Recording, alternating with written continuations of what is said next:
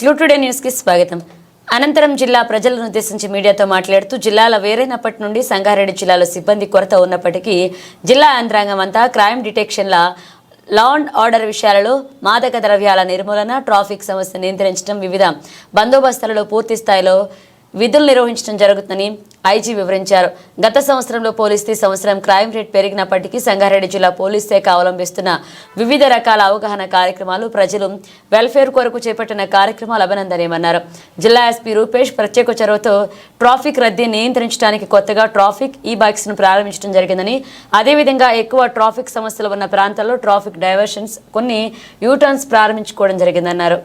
పగలు కూడా ఎవరెవరు వస్తున్నారు, ఎవరెవరు, ఎందుకంటే ఒక పక్కన మహారాష్ట్ర, ఒక పక్కన ఇది నార్త్ ఇండియా కనెక్షన్ ఉంది, అదేవిధంగా ఒక పక్కన కర్ణాటక, మహారాష్ట్ర ఈ బోర్డర్స్, రెండు హైవేస్, నాందేడ్ నుంచి కూడా ఒక హైవే రావడం జరిగింది. సో వేరే క్రిమినల్ గ్యాంగ్స్ ఇక్కడికి వచ్చి స్ట్రైక్ చేసే అవకాశాలు ఉన్నాయి కాబట్టి పెట్రోలింగ్ పెంచడం, ఈ హైవేస్ మీద ఈ దాబాలు పూర్తిగా కంట్రోల్ పెట్టడం లాంటివి చేయాలని, చాలా పెట్టి కేసులు పెట్టాలని ఉద్దేశించి వాళ్ళకి చెప్పడం జరిగింది. ముఖ్యంగా 4 areas: ganja, PDS rice, organised gambling, వీటి మీద శాండ్, ఈ 4 విషయాల్లో మాత్రం ఏమాత్రం ఏమరపాటు ఉండకూడదు. ఈ 4 ప్రత్యక్ష పరోక్షంగా ఎవరు ప్రమేయం ఉన్నా కూడా మా ఆఫీసర్ల మీద కూడా చర్యలు తీసుకుంటాం. ఆల్రెడీ గాంజా, శాండ్ మీద కొంతమందిని తీసుకోవడం జరిగింది. Same time matka, gambling, organised gambling మరియు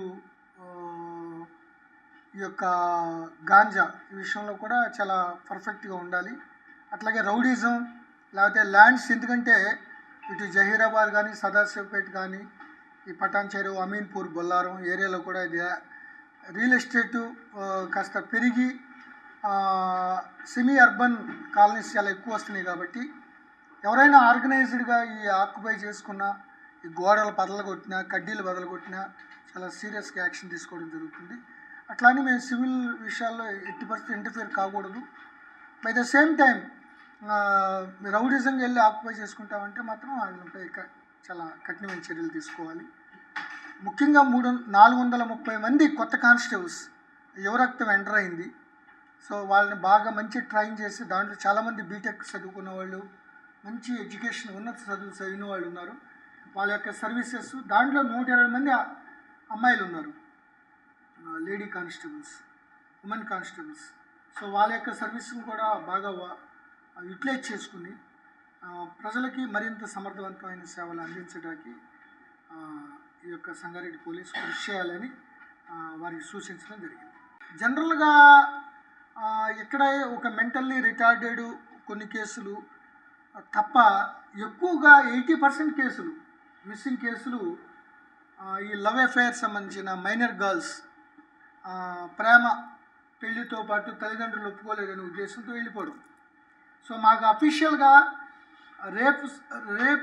రేప్ కేసులు, ఈ మిస్సింగ్ కేసులు పెరగడానికి కారణం ఇదొక్కటే. సో వాళ్ళు మీడియా, సోషల్ మీడియాని బాగా ట్రెండ్స్ కనిపెట్టి సెల్ ఫోన్ ఉంటే పట్టేసుకుంటాం, అవన్నీ మొత్తం సెల్ ఫోన్లు కూడా స్విచ్ ఆఫ్ చేయడం, లేకపోతే సెల్ ఫోన్లు క్యారీ చేయకపోవడం, దానివల్ల కొద్దిగా లేట్ అవుతుంది. బట్ 90% మిస్సింగ్ కేసులు ఏదైతే అమ్మాయిలు, పర్టికులర్లీ యంగ్ మైనర్ గర్ల్స్ అందరు కూడా ట్రేస్ చేయడం జరిగింది. తర్వాత అకార్డింగ్లీ కొన్ని కేసులు కట్టి, వాళ్ళ మైనర్ కేసులు కాబట్టి అమ్మాయి ఇష్టం ఉన్నా కూడా మైనర్ గర్ల్ని తీసుకెళ్తాం నేరం, అది రేప్ కేసు కింద వస్తుంది. సో ఈ కేసులు పెట్టడం, కొన్ని మేజిస్ట్రేట్ ద్వారా 164 స్టేట్మెంట్లు చేయడం జరిగింది. సో ఓవరాల్గా ఈ ఒక ప్రాముఖ్యతకి సిగ్నిఫికెంట్ లెవెల్లో ఎక్కడ మిస్సింగ్ కేసులు లేవండి. 132లో ఇవే మన ఎక్కువగా కొన్ని తెలుసు మాకు, వాళ్ళు లవ్ అఫైర్స్లో ఉన్నారని.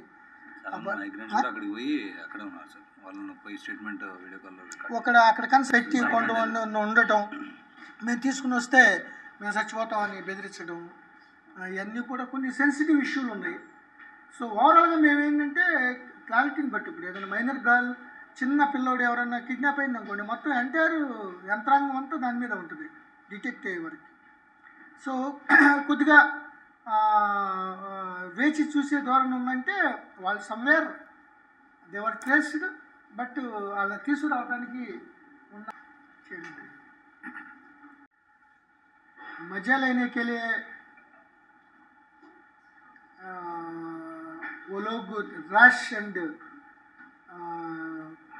Driving, rash and negligent driving, ये rash and negligent driving, drunk and drive, ये दोनों उन लोगों को नुकसान है और बाहर लोगों के नुकसान है, वो मन में रखना है. क्योंकि ये जनवरी 1 न्यू ईयर में फैमिली के साथ, परिवार के साथ अच्छी तरफ जाना है, तो should not be in the police station due to accident और ड्यू टू ड्रग. गांजा लेके वो पकड़ नहीं जाना, गांजा తాగి పట్టుబడము లేకపోతే యాక్సిడెంట్ చేసి పోలీస్ స్టేషన్ ఉండటం అది న్యూ ఇయర్ గిఫ్ట్ కాదండి. అది న్యూ ఇయర్ గిఫ్ట్ అంటే చక్క ఆరోగ్యవంతంగా చక్క మంచిగా ఉండి సంతోషంతో కుటుంబంతో గడిపి కుటుంబానికి ఒక మంచి ఒక ఫీల్ వచ్చేటట్టుగా ప్రయత్నం చేయాలి. అనవసరమైన యాక్సిడెంట్లో పడటం కానీ, అనవసరమైన కేసులు ఇరుక్కోవడం, తను ప్రాణం తీసుకోవడం, ర్యాష్గా నడవడం వల్ల సెల్ఫ్ యాక్సిడెంట్ అవ్వడం, లేకపోతే ఎదుటోళ్ళు యాక్సిడెంట్ చేసి పోలీస్ స్టేషన్ రావడం, ఈ రెండు జరగకూడదని మేము భావిస్తూ దానికి తగ్గట్టుగా మేము చర్యలు తీసుకుంటున్నాం. గవర్నమెంటు